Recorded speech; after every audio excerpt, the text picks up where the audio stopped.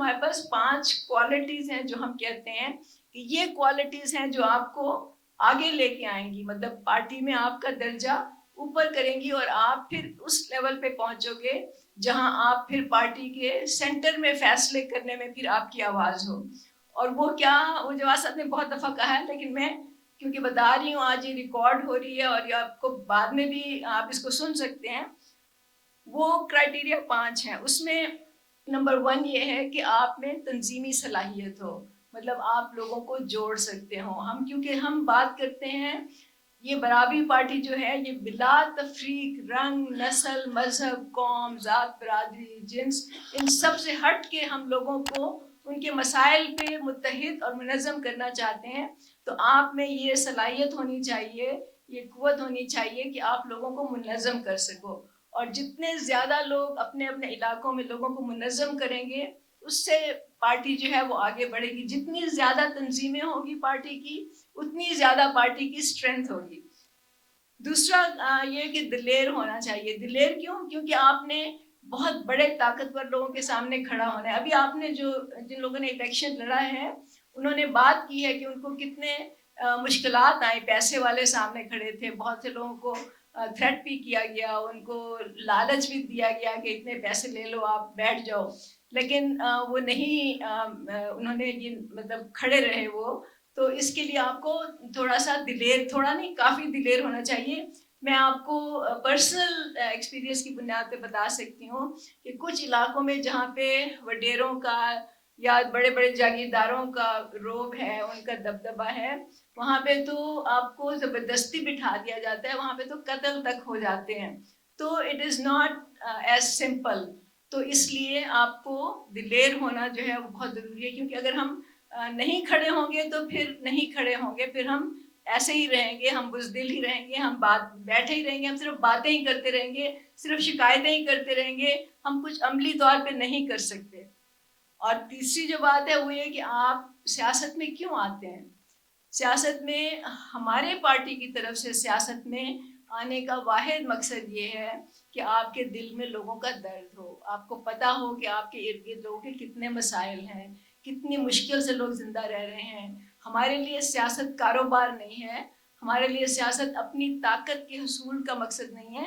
ظاہر ہے ہم پارٹی کو چاہتے ہیں کہ پارٹی حکومت بنائے، پارٹی کے پاس طاقت آئے، لیکن طاقت صرف طاقت کے لیے نہیں، بلکہ طاقت ان مسئلوں کو حل کرنے کے لیے، لوگوں کی زندگیوں کو بہتر کرنے کے لیے، جس میں ہم دیکھتے ہیں کہ اس ملک کے 80-90% جو لوگ ہیں وہ گھرے ہوئے ہیں. آپ سڑکوں پہ جائیں، ارد گرد دیکھیں، دکانوں میں، اندرون شہر کہیں بھی چلے جائیں، کھیتوں میں چلے جائیں، کھلیانوں میں چلے جائیں، فیکٹریوں میں چلے جائیں، کہیں بھی آپ چلے جائیں، آپ کو اپنے ارد گرد غربت، بے بسی، محرومی ہی نظر آتی ہے.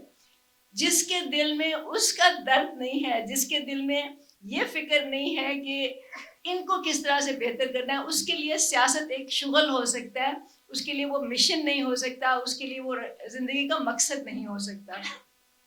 میں نے آپ کو 3 چیزیں بتائیں. چوتھی جو چیز ہے وہ یہ ہے کہ قربانی آپ کو دینی پڑتی ہے.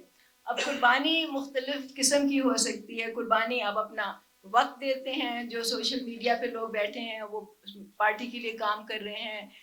قربانی جو ہے وہ آپ پیسے کی دے سکتے ہیں. ابھی فنڈنگ کی بات ہوئی، آپ چاہے 100 روپیہ دیں، آپ 1000 دیں، آپ 1 لاکھ دیں، وہ آپ کے اپنے اوپر ہے. لیکن جتنی جس کی استطاعت ہو وہ اس کو اگر وہ جو فنڈ کرے گا وہ ظاہر ہے کہ اپنے میں سے نکال کے، اپنے جو اس کے اخراجات ہیں اس میں سے نکال کے وہ کچھ نہ کچھ دے گا، تو وہ بھی ایک قربانی ہوتی ہے. اور آخر میں یہ کہوں گی کہ علم، کیونکہ دیکھیں یہ دنیا اب جو ہے نا وہ کہتے ہیں اب تو نالج اکانومی کا بھی نام آ گیا کہ اکانومی بھی نالج سے چلتی ہے. اس وقت دنیا جو ہے وہ نالج سے چل رہی ہے، ٹیکنالوجی سے چل رہی ہے، وہ ریسرچ سے چل رہی ہے. وہ مطلب جتنی بھی نئی دریافتیں ہو رہی ہیں، نئی جو ایجادیں ہو رہی ہیں، وہ ہمارے ملک میں کیوں نہیں ہو رہی ہمارے ملک میں؟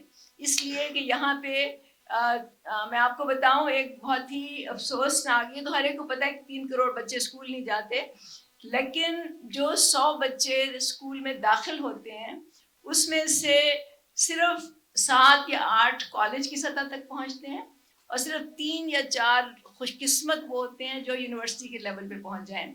یہ آپ کے حال ہے. تو اس کے بغیر آپ کیسے یہ ملک ترقی کرے گا؟ نہیں کر سکتا. تو اس لیے پارٹی کا بھی یہی حال ہے. جب ہم علم کی بات کرتے ہیں تو ہم ظاہر ہے کہ ہم کتاب میں جو علم ہے جو پارٹی کے نظریے کے بارے میں ہے وہ تو آپ کو پتہ ہونا ہی ہونا چاہیے, کیونکہ اس کے بغیر تو پھر آپ پارٹی کے ساتھ چل ہی نہیں سکتے. لیکن جس کا پارٹی کے نظریے, منشور, اسٹریٹجی, اس سب کے بارے میں وہ اس کے پاس علم ہوگا, وہ سمجھے گا, وہ پارٹی میں اس کا مقام جو ہے اوپر چلتا رہے گا. اور یہ ہمیں پتہ کیسے چلے گا؟ یہ ہمیں پتہ تب چلتا ہے جب لوگ ہمارے ساتھ کنیکٹڈ رہتے ہیں. اب مجھے بہت سے لوگ کہتے ہیں کہ ابھی بھی ظاہر ہے کہ یہ ہم نے پہلا کنونشن کیا ہے, تو مجھے کافی لوگوں کے میسج آئے کہ آپ نے کتنے سالوں کے بعد ہم سے رابطہ کیا.